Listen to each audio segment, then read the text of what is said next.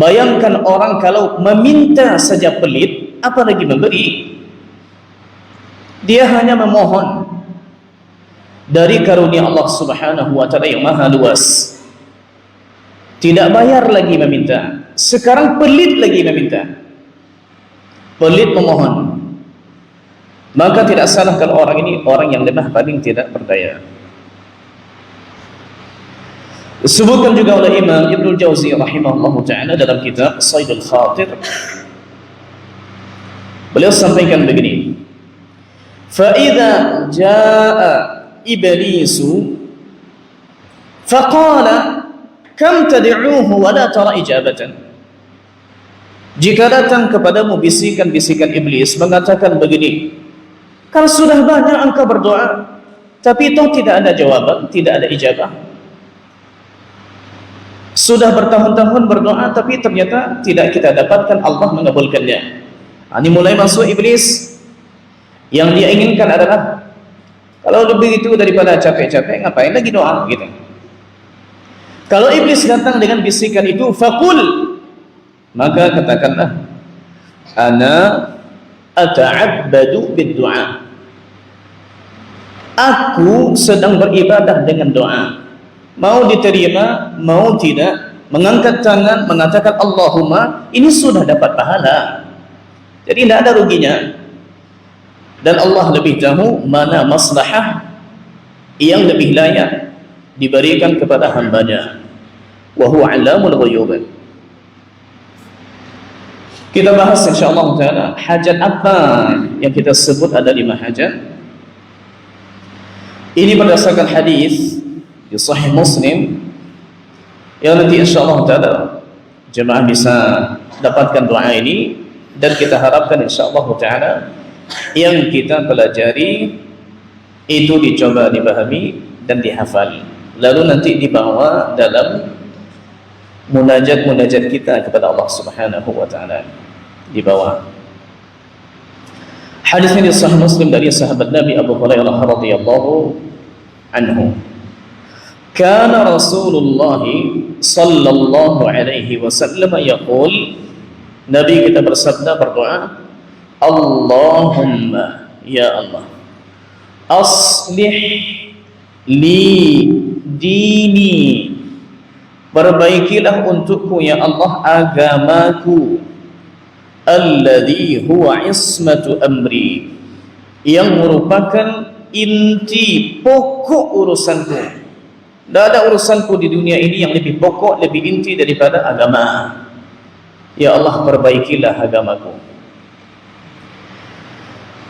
Aslih li dunyaya allati fiha ma'ashi, perbaiki juga bagiku ya Allah duniaku yang merupakan tempat hidupku.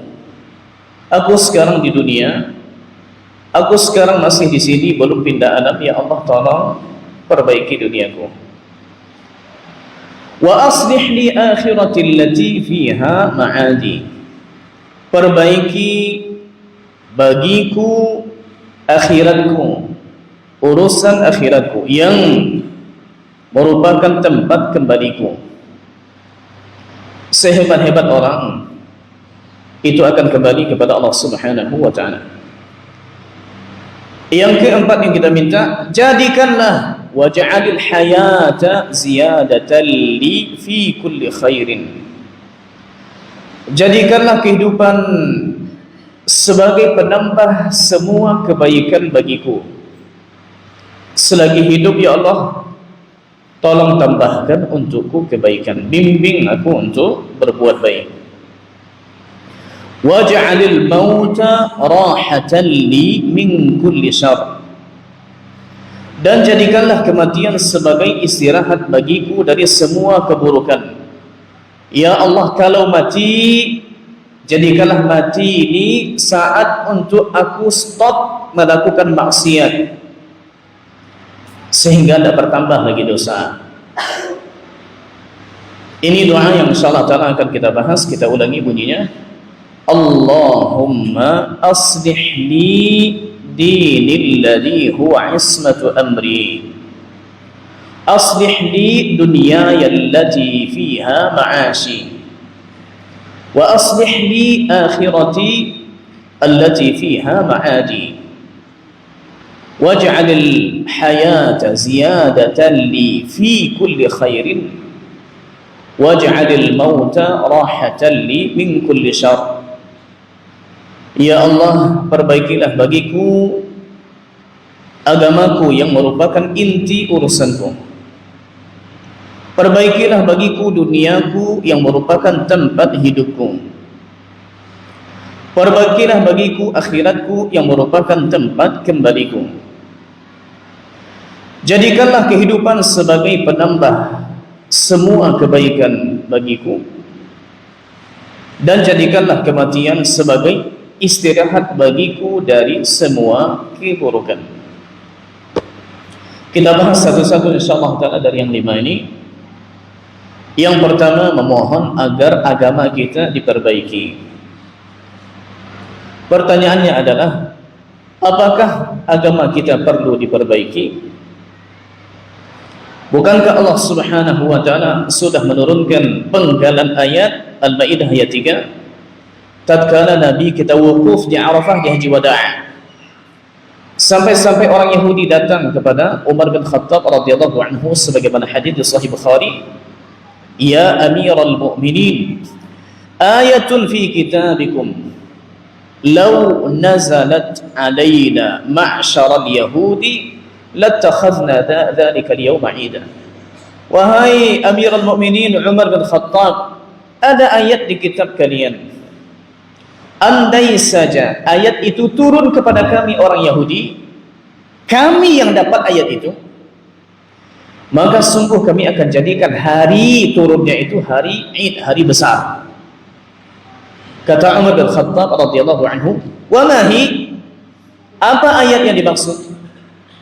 Lalu dibaca oleh Yahudi, ini Yahudi yang baca Quran, al-yawma akmaltu lakum dinakum wa atmamtu alaikum ni'mati wa raditu lakum al-islam madina. Pada hari ini telah kusempurnakan untuk kalian agama kalian. Berarti agama sudah sempurna. Apa lagi yang akan diperbaiki? Apa yang kita maksud dengan ya Allah perbaikilah untukku agamaku? Kalau diperbaiki maknanya ada yang tidak sempurna.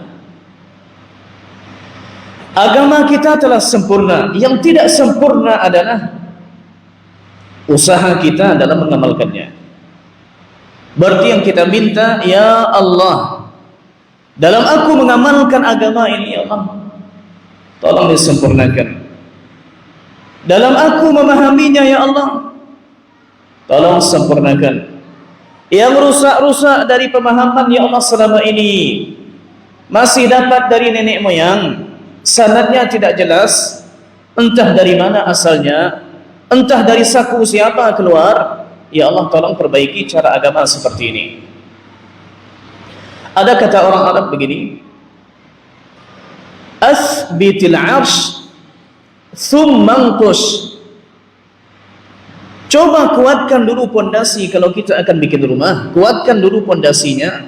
Setelah itu tidak ada masalah. Mau kita hiasi dengan apa saja bangunan setelahnya, tidak masalah. Jangan fokus kepada hiasan, pondasinya tidak kokoh, ujung-ujungnya nanti roboh. Di sini kita ambil pelajaran bahwa sebelum kita meyakini apapun dalam agama kita, maka lakukan 2 hal. Yang pertama sekali, pastikan dalil yang kita jadikan dalam pijakan amal sahih. Kalau dia ayat, sudah jelas dia mutawatir. Tapi kalau dia bersumber dari hadis Nabi terdiri dari sanad dan matan. Kita mesti pastikan kalau apa yang dinukil dari Nabi, apa yang disematkan kepada Nabi, itu diakui oleh ulama hadis sahih, minimal hasan. Jangan sampai dhaif atau lemah, apalagi palsu.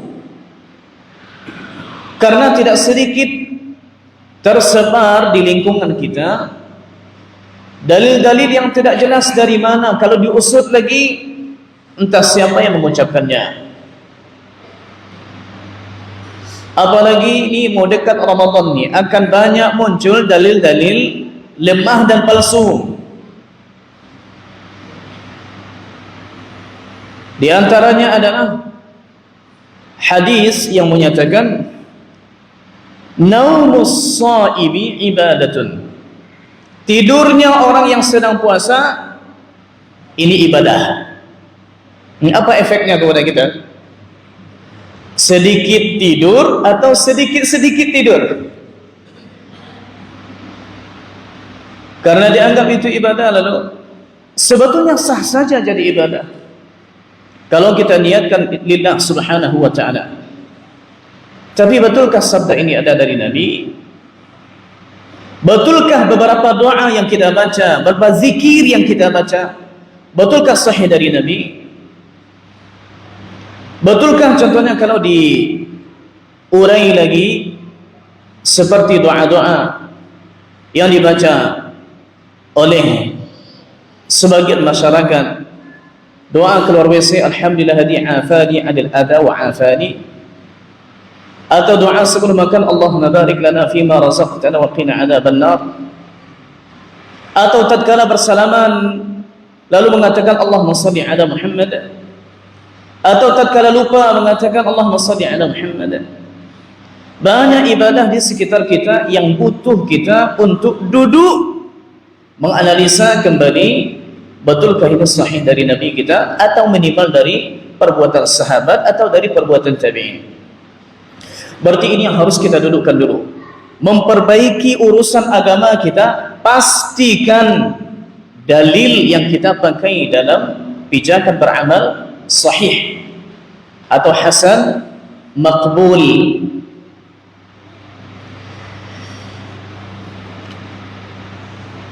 Disebutkan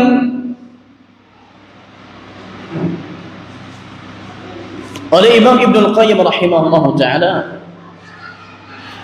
dalam Madarij as-Salikin, beliau sebutkan begini: al-ilmu qala Allah, qala rasuluhu, qala as-sahabatu.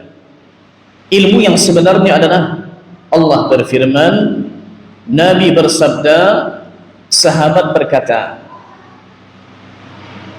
Maka kalau ingin ilmu yang hakiki, yang tadi-tadi itulah.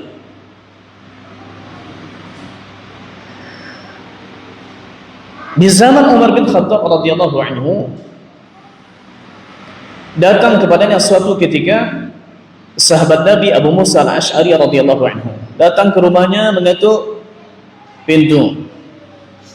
Tapi sudah 3 kali beliau mengucapkan salam, mengetuk pintu, tidak ada jawaban dari dalam. Faraja'at, lalu aku balik kanan. Besoknya datang lagi ke rumah Umar bin Khattab radhiyallahu anhu, diketuk lagi, alhamdulillah ada. Lalu beliau sebutkan, sebetulnya kemarin aku sudah datang dan sudah aku ketuk 3 kali tapi tidak ada jawaban. Faraja'at, lalu aku balik kanan. Karena aku mendengar Nabi sallallahu alaihi wasallam bersabda, al-isti'dzanu thalathun. Minta izin itu 3 kali. Apa kata Umar bin Khattab radhiyallahu anhu? Engkau harus pastikan kalau engkau dengar ini dari Nabi. Wa illa la'uji'anna dhahrak. Kalau tidak nanti aku akan buat punggungmu sakit. Jangan macam-macam bilang ini dari Nabi. Kalau tak ada bukti. Maka datang Abu Musa al-Ash'ari radhiyallahu anhu ke masjid, bertemu dengan sahabat yang sedang kumpul-kumpul. Di antaranya di sana ada Abu Hurairah, ada Ubay bin Ka'ab, ada Abu Sa'id al-Khudri radhiyallahu anhu. Ubay bin Ka'ab tatkala beliau melihat Abu Musa murung, ma sya'nuk? Ada apa ni denganmu? Lalu beliau ceritakan, siapakah di antara kalian yang ada mendengar hadis dari Nabi sallallahu alaihi wasallam, al-isti'dzanu thalath, minta izin itu 3 kali kalau kita bertamu. Kata Ubay bin Ka'ab, tidak akan bersaksi bersamamu illa ahdatsuna sinnan, kecuali orang yang paling muda dari kami. Lalu kata Ubay, qum Aba Sa'id, berdirilah engkau wahai Abu Sa'id. Lalu keduanya pergi ke rumah Umar bin Khattab radhiyallahu anhu. Lalu Abu Sa'id mengatakan, sungguh aku dengar Nabi SAW bersabda seperti yang disampaikan oleh Abu Musa. Coba kita lihat jamaah, jarak antara Umar dengan Nabi, apakah ada perantara? Tidak ada perantara. Orang nomor 2 paling mulia di umat Nabi Muhammad SAW, mertua Nabi lagi, karena beliau menikahi Hafsah binti Umar. Meskipun sebetulnya juga Umar adalah menantu Nabi, bahkan menantu Fatimah, karena Umar bin Khattab radhiyallahu anhu juga menikahi salah satu dari cucu Nabi, yaitu Ummu Kulsum bintu Ali radhiyallahu anhuma. Singkat cerita, kalau jarak antara Umar dengan Nabi tidak ada perantara, tapi beliau ingin pastikan, hadis ini betul nak kau dengar dari Nabi? Siapa saksi? Sah-sah saja kita menuntut kepadanya kalau ini ucapan Nabi. Apakah tidak layak di zaman sekarang kita juga meminta data ini kepada orang yang mengatakan Nabi bersabda di buku apakah? Bagaimana sanadnya? Siapa yang menghukum hadis ini sahih? Akan lebih layak lagi karena jarak kita dengan Nabi banyak, 14 abad. Minimal kalau kita merujuk ke sanad Quran ada 30 orang. Yang 30 ini bagaimana ini? Kita khawatirnya nanti itu seperti lingkaran yang tidak berujung. Yang ini mutar ke sini, ini mutar ke sini, mutar ke sini, mutar ke sini. Ujung-ujungnya entah siapa yang mengucapkannya pertama. Berarti pastikan kalau hadis ini sahih. Saya yakin memang tidak semua kita bisa untuk membaca keterangan ulama. Apakah sanadnya bersambung? Apakah rawinya thiqah? Apakah rawinya adil? Apakah hafalannya kuat? Apakah tidak ada cacat dalam hadis ini? Apakah hadis ini tidak menyelisihi hadis yang lebih sahih darinya? Tapi minimal kita punya ustaz, kita punya pengajar, kita punya guru yang alhamdulillah mengambil ilmu langsung dari sumbernya, dari kitabullah, dari sunnah Rasulullah, dari ucapan para sahabat. Ada semua ungkapan indah sangat diucapkan oleh seorang tabi'in bernama Ibrahim An-Nakhai yang wafat pada tahun 96 Hijriah. Apa kata beliau? Lau balaghani 'anis sahabati annahum lam yujawizu bil wudu'i dhafran ma jawaztuhu. Andai saja aku dapati dari para sahabat bahwasanya mereka tatkala berwudu itu tidak mengenai kukunya pas membasuh tangan, lalu mereka anggaplah begitu, mereka mencucinya dari siku, tapi kuku tidak boleh kena. Andai begitu, sebetulnya tidak begitu. Andai begitu, ma jawaztuhu, demi Allah aku tidak akan melewatinya. Kalau mau pas di kuku, ya pas di kuku dah. Apa kata beliau? Wa kafa bil qaumi wizran an tukhalifa a'maluhum a'mal ashabi nabiyihim sallallahu alaihi wasallam. Cukuplah bagi seseorang dosa tatkala amal mereka menyelisihi amal para sahabat Nabi sallallahu alaihi wasallam. Andai seperti tadi, maka akan kulakukan pula seperti itu. Tapi sahabat berwudu dengan membasuh semua tangan dari ujung jari sampai ke siku. Ini yang pertama, berarti dari sisi pastikan kalau hadis ini sahih. Yang kedua, agar cara beragama kita terperbaiki, pahami dalil itu dengan pemahaman yang sahih. Tidak cukup hanya sekedar dalil yang sahih, tapi tolong dipahami dalil itu dengan pemahaman yang sahih. Karena biasanya penyakit yang lebih parah bukan yang pertama tadi. Betul hadisnya sahih, cuma dia memahaminya tidak seperti yang dipahami oleh para sahabat dan tabi'in. Mulai masuk analisa, mulai masuk kata-kata menurut saya, mulai masuk kata-kata mungkin begini, mulai masuk kata-kata dulu buya saya bilang macam ni, guru saya bilang macam ni. Disebutkan dalam riwayat di Musnad Ad-Darimi rahimahullahu ta'ala, sebuah riwayat dari seorang tabi'in, Mujahid ibn Jabr, murid senior dari Abdullah bin Abbas radhiyallahu anhuma. Apa kata beliau? Ma adri ayyan ni'mataini alayya a'zam. Aku tidak tahu di antara dua nikmat ini mana yang lebih agung untukku. Aku tidak tahu ni mana yang lebih mulia dari dua nikmat ini. Lalu beliau sebutkan, an hadani lil Islam. Allah berikan kepadaku nikmat hidayah berislam, atau afani min tilkal ahwa, atau Allah subhanahu wa ta'ala menyelamatkanku dari hawa nafsu itu. Yang dimaksud adalah pemikiran-pemikiran bid'ah, jauh dari tuntunan sunnah Nabi sallallahu alaihi wasallam. Karena di zaman tabi'in sudah mulai muncul al-khawarij, mulai muncul kelompok-kelompok bid'ah yang juga mendukung keyakinan mereka dengan dalil. Yang rusak di sini bukan dalil, yang rusak di sini adalah pemahaman mereka tentang dalil. Maka ini inti dari ajaran salaf, ajaran sunnah. Lakukanlah amal berpijak kepada hadis yang sahih, dalil yang sahih. Yang kedua, pahamilah dalil itu dengan pemahaman yang sahih. InsyaAllah ta'ala selamat kita. Ada seseorang yang mengatakan kepada Imam Ahmad rahimahullah ta'ala,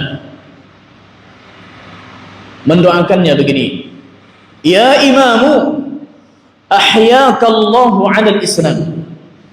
Wahai imam, semoga Allah subhanahu wa ta'ala menghidupkanmu dalam keadaan Islam. Lalu beliau sambung, wa ala sunnah, sunnah juga. Semoga Allah menghidupkanku dalam Islam dan juga dalam sunnah. Tidak cukup kita dalam berislam ini kita pahami dengan gaya-gaya pemahaman, analisa-analisa seperti yang dilakukan oleh sebagian kaum muslimin, mengedepankan akal daripada syariat, daripada dalil, mengakal-akali. Bahkan muncul pula mereka yang mengatakan, meskipun hadisnya sahih, tapi kalau tidak masuk dalam rasa, tidak masuk dalam perasaan kita, tidak cocok, tidak sinkron dia, maka ini tidak diamalkan. Kalau kita sudah bawa hadis kepada rasa, kepada perasaan, pertanyaannya adalah, perasaan siapa yang jadi standar? Karena kaum muslimin pun beda-beda perasaan. Ada yang perasaannya terlalu baper, semua dibawa ke hati. Ada juga yang kurang perasaan. Kita mau ambil kemana nih standarnya? Perasaan siapa yang akan dipakai? Maka tidak boleh kita pahami sebuah dalil itu dengan rasa. Kalau kita pahami dengan rasa, bagaimana kita akan mengamalkan contohnya? Bagaimana kita akan melihat orang yang sedang dirajam, jika nanti berlaku hukumnya, Allah mudahkan, disebutkan, dikumpulkan di lapangan, digali ini, lalu dilempar bersama-sama. Disebutkan, waliyashhad 'adzabahuma ta'ifatun minal mu'minin. Azab hukuman seperti itu hendaknya dihadiri, disaksikan oleh kaum mukminin. Kita melihat waw saja dilempar, kucing dilempar, atau kucing ditabrak tidak sengaja mati, kasihan kita, apalagi orang dilempari. Tapi dalam syariat kita tidak bertopang kepada perasaan dalam beragama. Tapi tidak mungkin agama yang sahih bertolak belakang dengan perasaan, tidak mungkin. Ala ya'lamu man khalaqa wa huwal latiful khabir.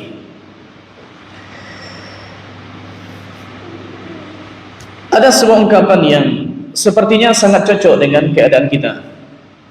Disampaikan oleh Imam Ayyub As-Sikhtiyani rahimahullahu ta'ala wa radhiya anhu. Apa beliau sampaikan? Inna min sa'adatil hadathi wal a'jami an yuwaffiqahumallahu li'alimin min ahli sunnah.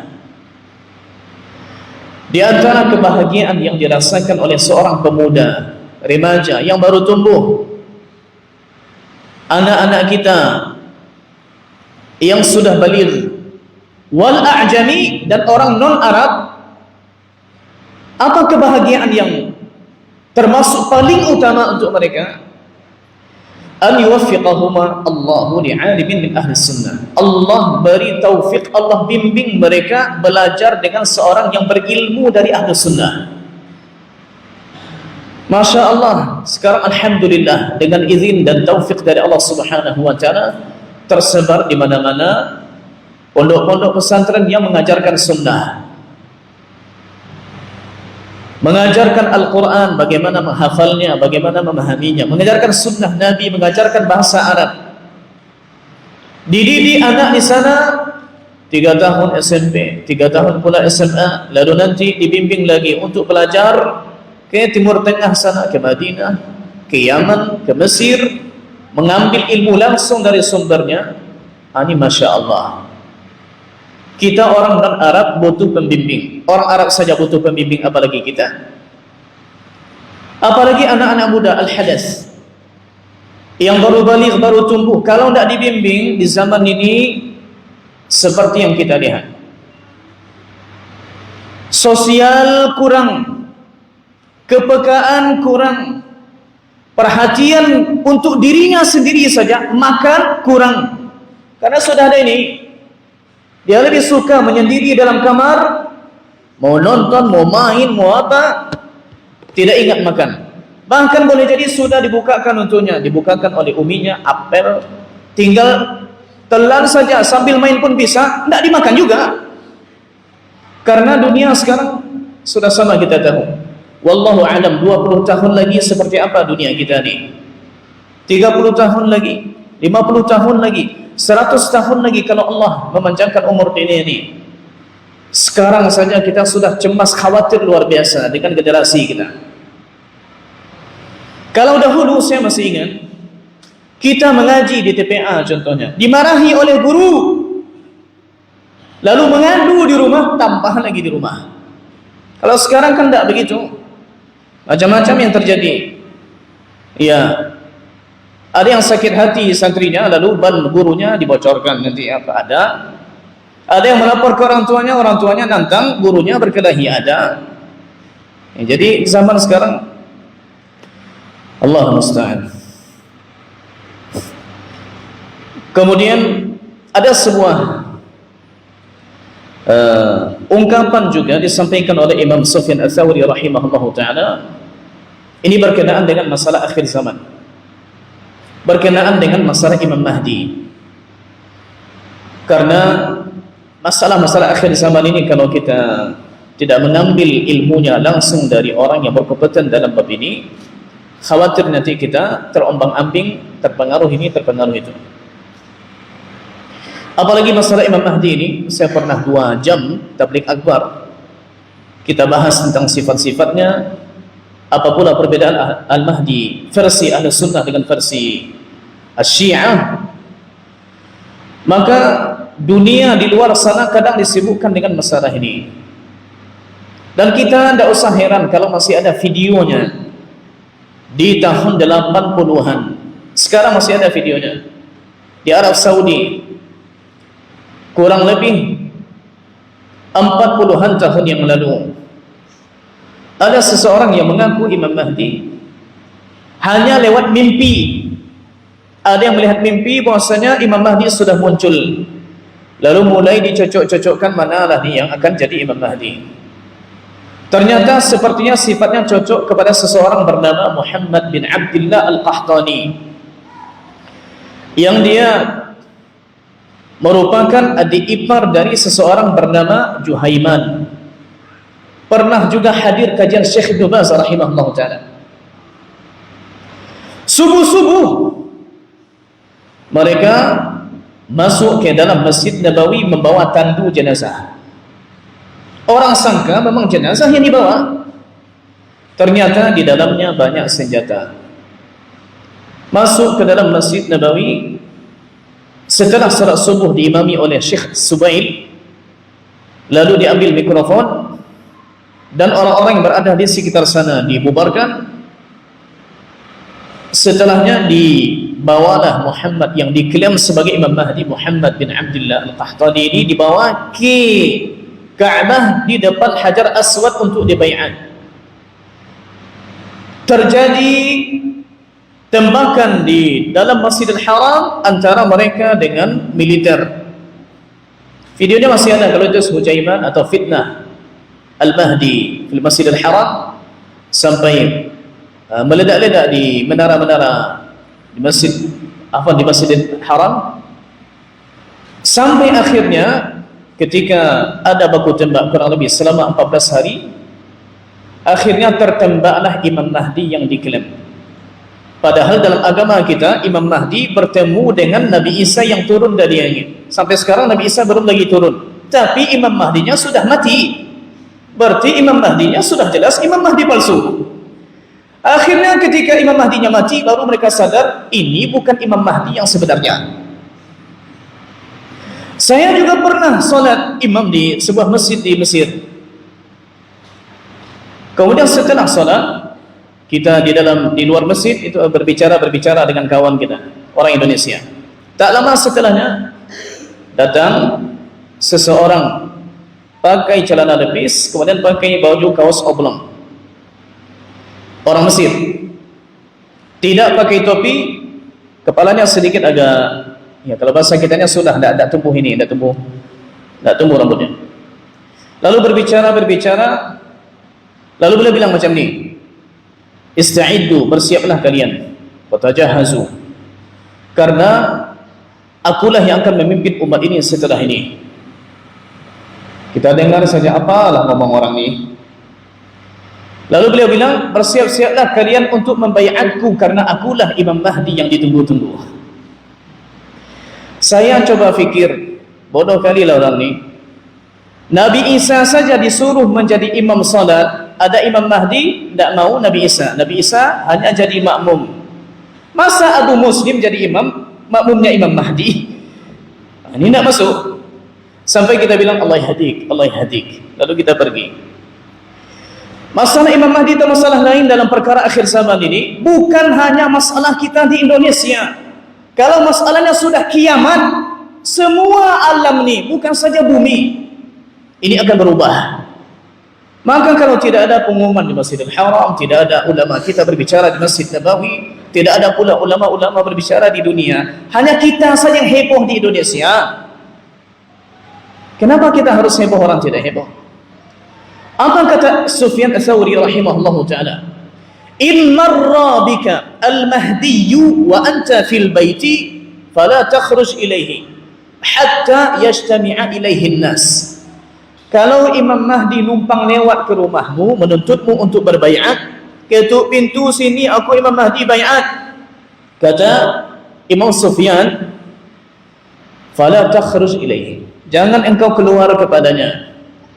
Hatta yajtami'a ilaihin nas, sampai orang-orang itu berkumpul untuk membaiatnya, sepakat oh ternyata memang ini Imam Mahdi sebagaimana disebutkan dalam hadis. Maka mohon dalam kita memahami agama jangan serampangan, pastikan dari siapa kita ambil. Inna hadzal ilma dinun fanzuru amman ta'khuduna dinakum.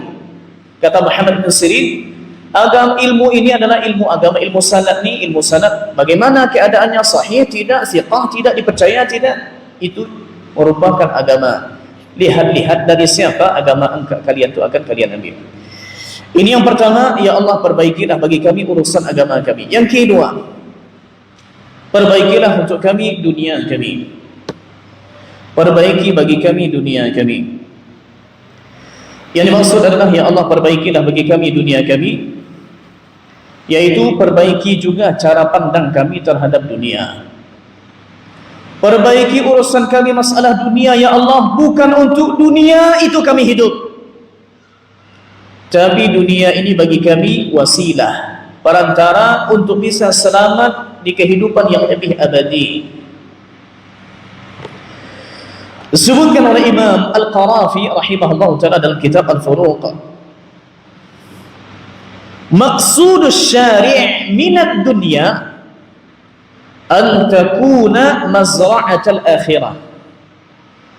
Tujuan Allah subhanahu wa ta'ala berbicara tentang dunia, jika Allah berbicara tentang dunia, maka tujuan Allah berbicara tentang dunia adalah dijadikan sebagai tempat menabung untuk akhirat sana, bukan tempat menghabiskan hidup kita di sini. Kita jadikan hidup kita habis-habisan untuk dunia, kita jadikan dunia ini sebagai jembatan selamat di akhirat sana.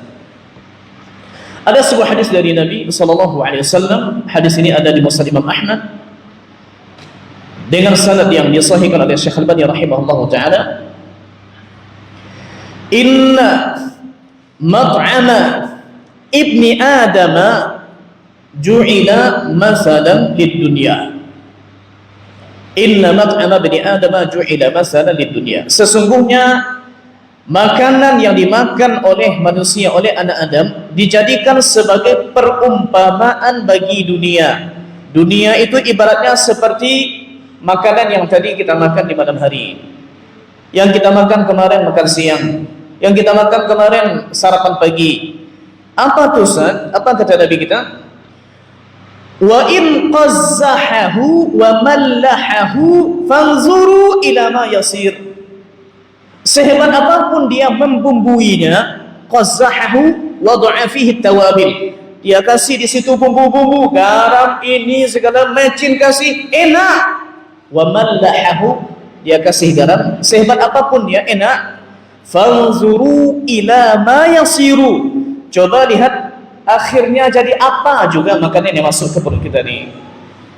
Ujung-ujungnya nanti banyak juga yang dibuang. Ibaratnya dunia seperti itu. Indah awalnya, lewat di sini prosesnya nanti ujungnya seperti yang tadi-tadi. Maka kita jadikan dunia sebagai jembatan ke akhirat. Poin yang ketiga, yaitu memohon agar akhirat kita diperbaiki. Ada syair yang dibaca oleh Nabi atau lantunan, kata-kata indah yang disampaikan oleh Nabi kita tatkala beliau bersama sahabat menggali parit persiapan untuk perang Ahzab, perang Khandaq. Allahumma la aisha illa aishul akhirah faghfir lil ansari wal muhajirah. Ya Allah, tiada kehidupan hakiki kecuali kehidupan akhirat, maka mohon Engkau ampuni golongan Ansar dan juga golongan Muhajirin yang hijrah bersama Nabi.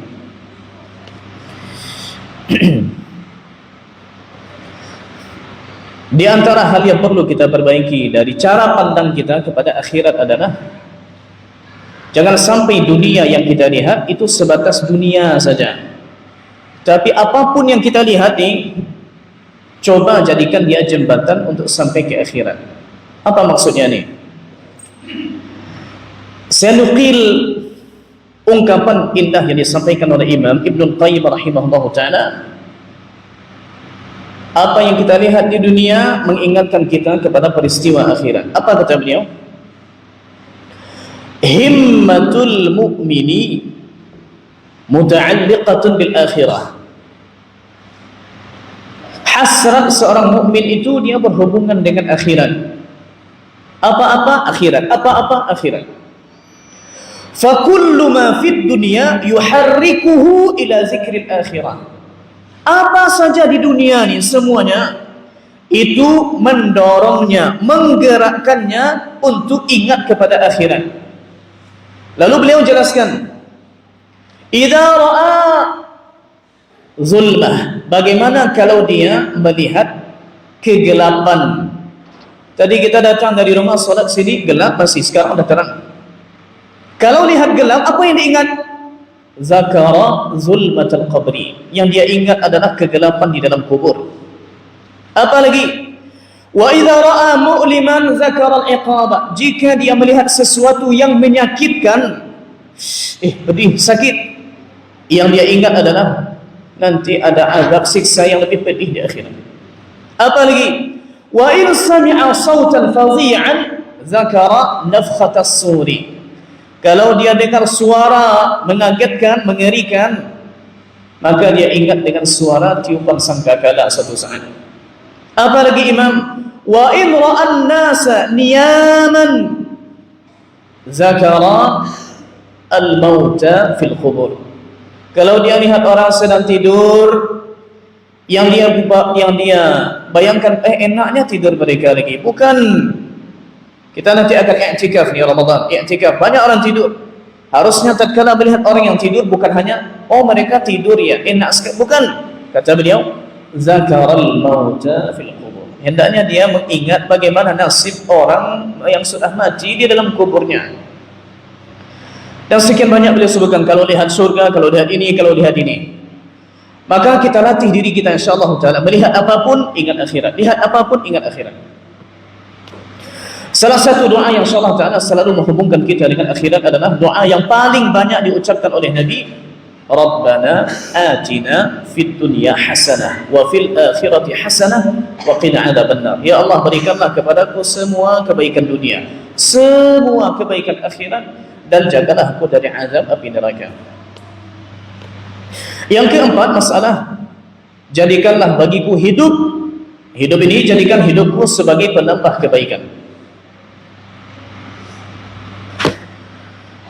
Disebutkan jemaah yang Allah muliakan,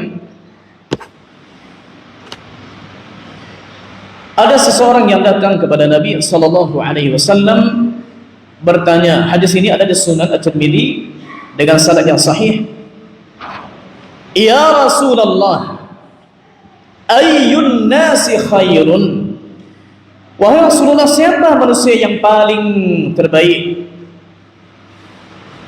Lalu Nabi sebutkan, man qala umruhu wa hasuna amaluhu, yang terbaik dari manusia adalah siapa yang umurnya paling panjang tapi amalnya baik. Allah panjangkan mungkin melewati batas umur yang dibatasi oleh Nabi, a'maru ummati ma baina 60 ila 70, 60 sampai 70. Subhanallah, ternyata lewat, tapi hidupnya dipenuhi dengan amal.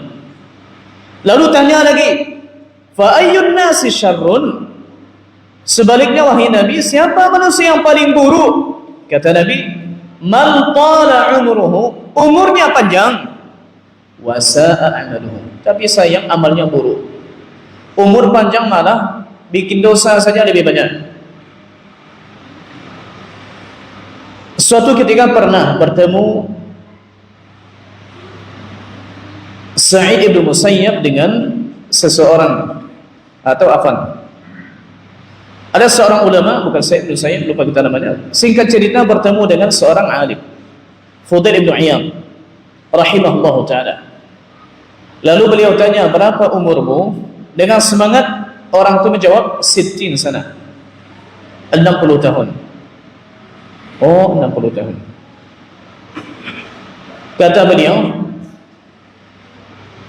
sepertinya sebentar lagi engkau akan sampai, maksudnya ke ujung perjalananmu di dunia ini. Lalu beliau mendengar ucapan seperti ini, agak kaget beliau, maksudnya sebentar lagi mati. Lalu mengatakan begini, inna lillahi wa inna ilaihi raji'un. Lalu Fudail ibn Iyad bertanya, paham tak engkau dengan apa yang engkau ucapkan tadi, inna lillahi wa inna ilaihi raji'un, itu paham tak? Lalu beliau mengatakan, seperti terjemahan kita lah, sesungguhnya kita ini milik Allah, Allah yang ciptakan kita, dan suatu saat kita akan kembali kepadanya.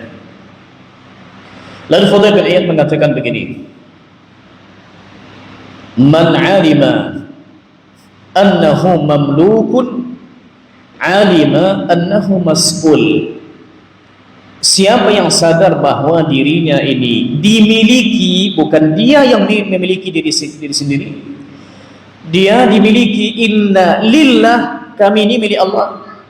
Siapa yang sadar dia dimiliki, harusnya dia sadar bahwa suatu saat dia akan ditanya.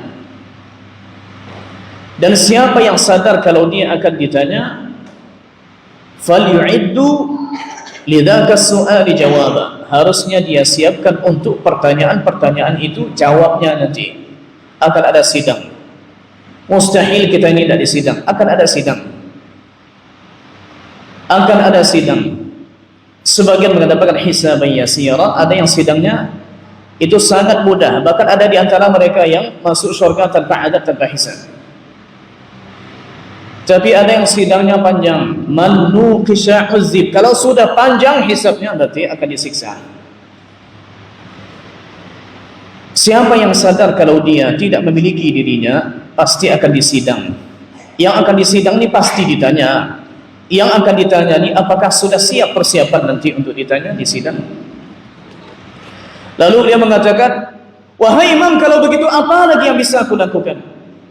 Lalu beliau katakan, berbuat baiklah engkau di sisa-sisa umurmu, maka Allah Subhanahu wa ta'ala akan mengampuni bagimu dosa-dosa yang lama.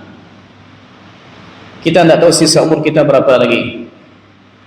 Kadang masih duduk dengan kita di solat subuh, kadang masih duduk dengan kita minum kopi bareng-bareng. Tak lama kemudian diumumkan kematiannya, nama beliau yang tersebut. Saya pernah di Mesir, insyaallah sebentar lagi kita tutup. Saya pernah di Mesir, di kampungnya Syekh Mustafa Al-Adawi, diumumkan di sebuah masjid bahwa ada yang meninggal dan akan diselenggarakan jenazahnya di sebuah masjid namanya Masjid Nigila. Dan memang biasanya kita kalau sebelum salat zuhur, jika ada jenazah maka bareng-bareng kita ke sana. Nanti setelah zuhur baru kita belajar dengan beliau di maktabah, di pustaka. Maka suatu ketika diumumkan kematian seseorang, lalu kita ramai-ramai pergi ke Masjid Nigila. Salat zuhur selesai, lalu salat jenazah. Kemudian ada lagi pengumuman yang meninggal sebelum salat asar dan akan disolatkan nanti ketika setelah salat asar. Ternyata yang menjadi mayat di salat asar adalah ayah kandung yang tadi menyolatkan anaknya di salat zuhur. Salat zuhur masih jadi imam, imam salat jenazah anaknya yang mati. Salat asar dia yang jadi mayat. Yang menyolatkan suatu saat akan disolatkan. Yang menangis suatu saat akan ditangisi. Yang pandai membungkus mayat suatu saat juga akan dibungkus. Yang sering solat di belakang imam suatu saat akan disolatkan di depan imam. Dan itu kenyataan, tidak mungkin kita menghindar darinya. Wa'bud rabbaka hatta ya'tiyakal yaqin, yaqin al-maut. Yang terakhir dari 5 pesan Nabi sallallahu alaihi wasallam, waj'alil mauta rahatan li min kulli syarr. Ya Allah, jadikanlah kematian bagiku itu masa waktu untuk istirahat, tidak lagi bermaksiat, tidak lagi bermaksiat. Disebutkan dalam hadis Nabi di Bukhari Muslim bahwasanya ada jenazah yang dilewatkan di hadapan Nabi sallallahu alaihi wasallam. Lalu beliau bersabda, mustarih wa mustarahun minhu. Ada yang sudah istirahat dan ada juga yang istirahat orang darinya. Lalu para sahabat bertanya, wahai Rasulullah, apa yang engkau maksud dengan kata orang yang istirahat, mustarih, dan mustarah minhu, orang yang orang lain bisa istirahat darinya, apa maksudnya? Lalu Nabi jelaskan, al-abdul mu'min, seorang hamba beriman, yastarihu min nasabid dunya wa adaha ila rahmatillah. seorang hamba Allah yang beriman, dia akan berehat dari sulitnya hidup di dunia ini dan yang menyakitinya di dunia, untuk ia berangkat ke rahmat Allah Subhanahu wa ta'ala. Wal 'abdul fajir, tapi kalau hamba ini hamba yang jahat, buruk, dosanya yang banyak, yastarihu minhu al-ibad wal bilad wasyajar wad dawab, maka orang lain bisa nyaman darinya kalau dia sudah mati. Negeri pun aman darinya kalau dia sudah mati. Bahkan pepohonan termasuk juga binatang-binatang mengatakan alhamdulillah sudah mati, kenapa tidak dari dulu? Dia selama hidupnya malah mengganggu orang. Saya tutup dengan sebuah kisah yang disebutkan oleh Imam At-Tabrani dalam Mu'jamnya dan imam-imam yang lain, bahwa Nabi kita sallallahu alaihi wasallam bersama sahabat melewati kubur. Lalu Nabi bertanya, "Qabru man hadha?" Kubur siapa ini? Lalu sahabat mengatakan, "Qabru fulan bin fulan." Ini kubur si A anak si B. Lalu Nabi bersabda, "Rak'atani khafifatani mimma tahqiruna wa tanaffaluna yaziduhuma hadha fi hasanatihi khairul lahu min baqiyati dunyakum." Dua rakaat ringan yang kalian anggap remeh, diabaikan begitu saja, rawatib sebelum subuh, rawatib antara, contohnya sebelum zuhur, setelah zuhur, setelah isya, setelah maghrib, atau rawatib ghair muakkadah, 4 rakaat sebelum salat asar, dua rakaat yang kalian remehkan begitu saja. Wa tanaffalun, kalian anggap kan cuma sunnah lalu ditinggalkan.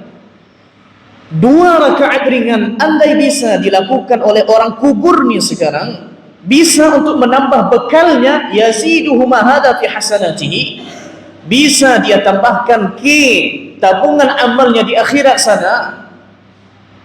Andai dia diizinkan hidup sesaat, maka yang dia lakukan hanya melakukan salat 2 rakaat yang kena remehkan biasanya. Andai Allah Subhanahu wa ta'ala izinkan mereka yang dikubur sana hidup, maka mereka tidak akan ingat untuk kapan saya ya bersilaturahim kepada keluarga. Apakah istri saya yang dulu masih ada atau tidak? Bagaimana anak-anak? Wallahi tak ingat ini. Yang mereka ingat adalah kalau bisa berwudu, salat 2 rakaat, mati lagi, masuk lagi. Maka di sini kita tahu betapa butuhnya kita kepada amal. Ketika semasa hidup banyak yang terlalaikan, mati baru menyesal. Andai dahulu begini, andai dahulu begini, andai dahulu begini. Andai mayat bisa berbicara, wallahi mereka akan lakukan seperti yang dikabarkan oleh Nabi sallallahu alaihi wasallam. Maka kita harapkan insyaallah taala doa yang kita bahas pagi ini kita hafal, kita pahami, kita bawa dalam doa kita, dan mudah-mudahan insyaallah taala pandai pula kita untuk mengamalkannya, aplikasikannya, dan didakwahkan kepada orang-orang terdekat kita. Kita ulangi doa ini. Allahumma aslih li dini alladhi huwa ismatu amri, aslih li dunyaya allati fiha ma'ashi, wa aslih li akhirati allati fiha ma'adi, waj'alil hayata ziyadatan li fi kulli khairin, waj'alil mauta rahatan li min kulli syarr. Ya Allah, perbaikilah bagiku agamaku yang merupakan pokok atau inti urusanku.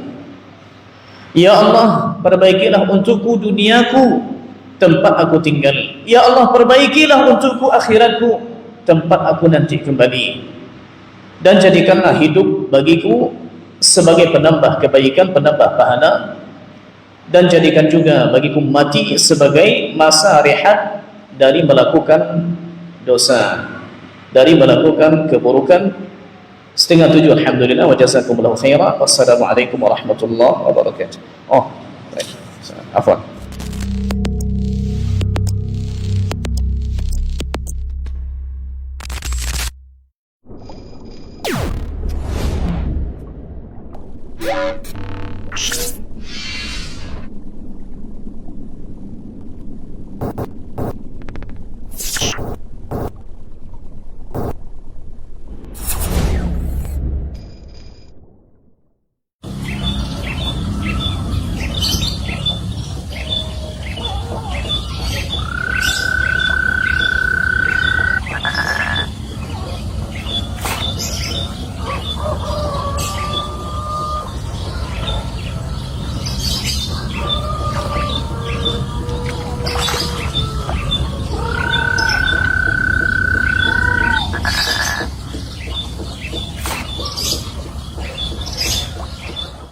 أعوذ بالله من الشيطان الرجيم.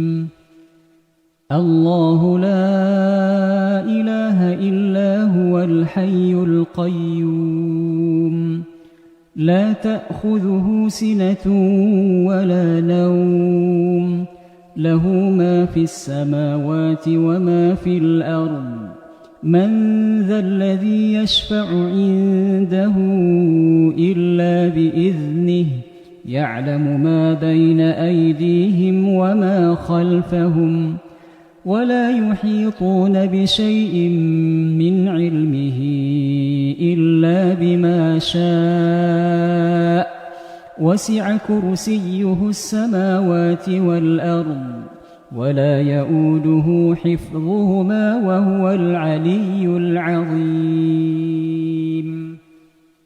بسم الله الرحمن الرحيم. قل هو الله أحد الله الصمد لم يلد ولم يولد ولم يكن له كفوا أحد. بسم الله الرحمن الرحيم.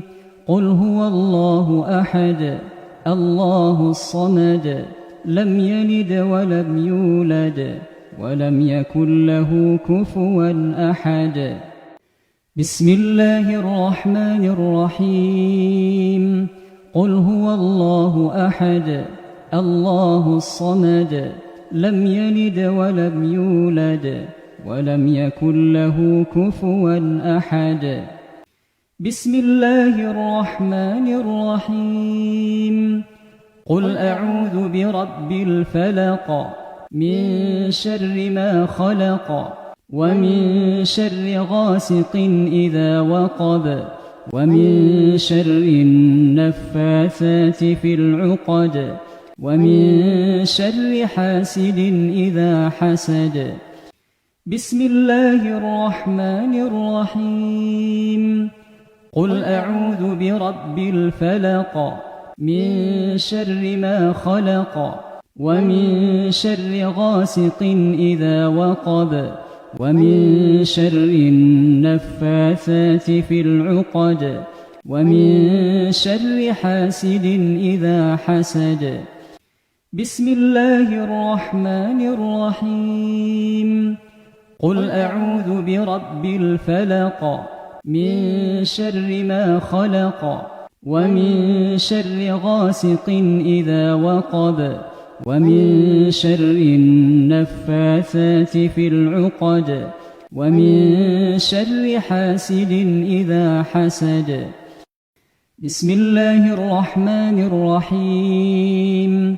قل أعوذ برب الناس ملك الناس إله الناس من شر الوسواس الخناس الذي يوسوس في صدور الناس من الجنة والناس.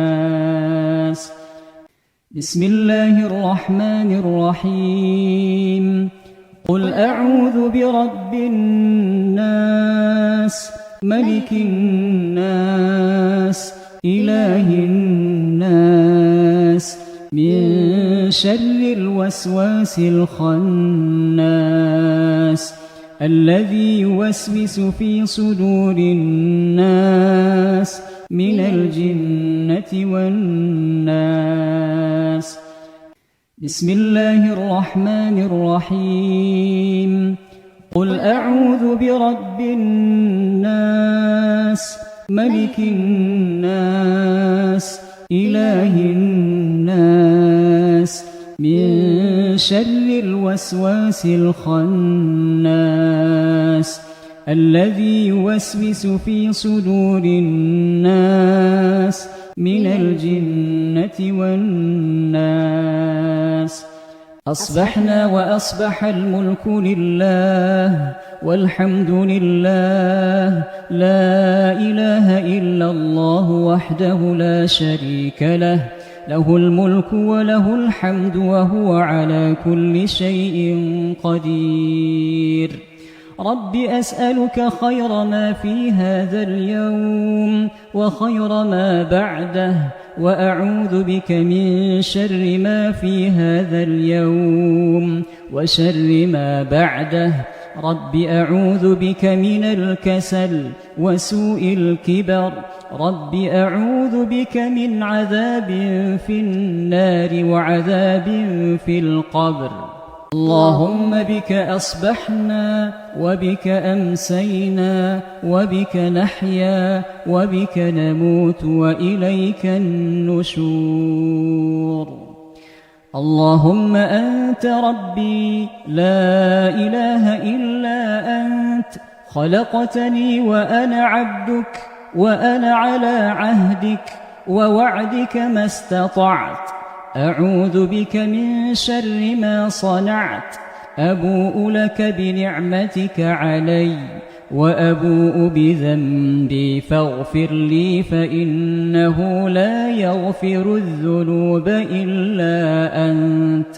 اللهم عافني في بدني. اللهم عافني في سمعي. اللهم عافني في بصري. لا إله إلا أنت. اللهم إني أعوذ بك من الكفر والفقر وأعوذ بك من عذاب القبر. لا إله إلا أنت. اللهم إني أسألك العفو والعافية في الدنيا والآخرة. اللهم إني أسألك العفو والعافية في ديني ودنياي وأهلي ومالي. اللهم استر عوراتي وآمن روعاتي. اللهم احفظني من بين يدي ومن خلفي وعن يميني وعن شمالي ومن فوقي. وأعوذ بعظمتك أن أغتال من تحتي. اللهم عالم الغيب والشهادة فاطر السماوات والأرض رب كل شيء ومليكه. أشهد أن لا إله إلا أنت. أعوذ بك من شر نفسي ومن شر الشيطان وشركه وأن أقترف على نفسي سوءا أو أجره إلى مسلم. بسم الله الذي لا يضر مع اسمه شيء في الأرض ولا في السماء وهو السميع العليم. بسم الله الذي لا يضر مع اسمه شيء في الأرض ولا في السماء وهو السميع العليم. بسم الله الذي لا يضر مع اسمه شيء في الأرض ولا في السماء وهو السميع العليم. رضيت بالله ربا وبالإسلام دينا وبمحمد صلى الله عليه وسلم نبيا. يا حي يا قيوم برحمتك أستغيث. أصلح لي شأني كله ولا تكلني إلى نفسي طرفة عين. أصبحنا على فطرة الإسلام وعلى كلمة الإخلاص وعلى دين نبينا محمد صلى الله عليه وسلم وعلى ملة أبينا إبراهيم حنيفا مسلما وما كان من المشركين. سبحان الله وبحمده سبحان الله وبحمده سبحان الله وبحمده. لا إله إلا الله وحده لا شريك له، له الملك وله الحمد وهو على كل شيء قدير. سبحان الله وبحمده عدد خلقه ورضا نفسه وزنة عرشه ومداد كلماته. سبحان الله وبحمده عدد خلقه ورضا نفسه وزنة عرشه ومداد